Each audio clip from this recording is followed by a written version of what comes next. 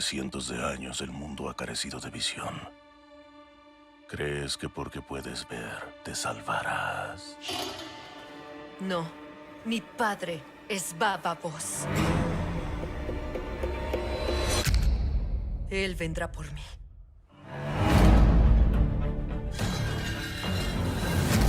No existe una distancia demasiado larga.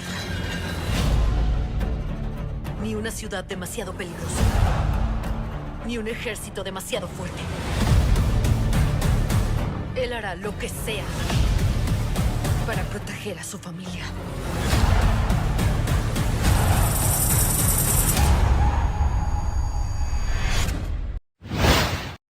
She is coming back, season 2, and we're going to see our favorite witch hunter. What we're going to expect? Well, I think what you're going to expect is in season 1, we saw from Tamacti a very hardened man who was after a mission to destroy. And now I think we're going to see a hardened man who's on a mission to redeem. And I think that is a wonderful message to send out there. And I'm hoping that people understand and root for him still. What did you learn about your character in season 1 that you incorporate to this season?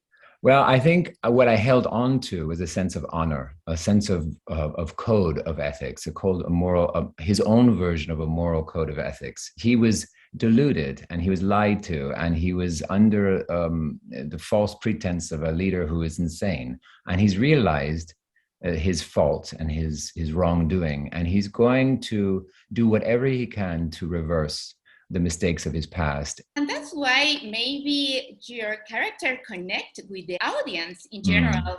What do you think it was? I think it's that fallibility, that we all make mistakes in our lives. We are human. And I think we have this idea that, you know, bad people are just bad people, good people are just good people, and there's no in between. And here is a character who represents fallibility and the fact that he makes a mistake, even though he's so smart and he's so good at what he does. And that he doesn't just give up. He doesn't just say, okay, yeah, I was bad and I'm just going to go home. No, he actually will sacrifice his life to change. And we need models these days, I think, to understand that maybe the past didn't go so well. So let's figure it out. Let's change it. Let's do something better. What we can say about it's totally different drama series, post-apocalyptic.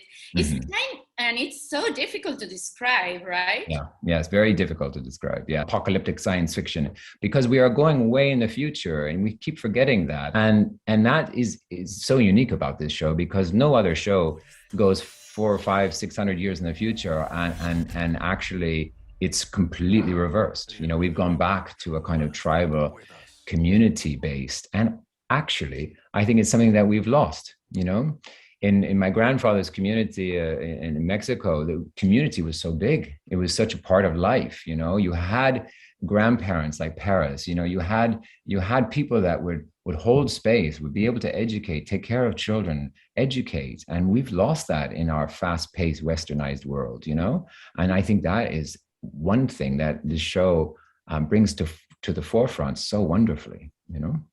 And just to all the audience of Cine.com, Christian, we should see this series. Why should you see it? Mm-hmm. We need examples of family. We need examples of community. We need examples of it. It's actually up to us as individuals to effect change. We all expect our leaders to do it, you know? Why don't we take control now? Why don't we actually go out there and say, no, this is not good enough, you know? Any show that does that, I'm a favor for, you know?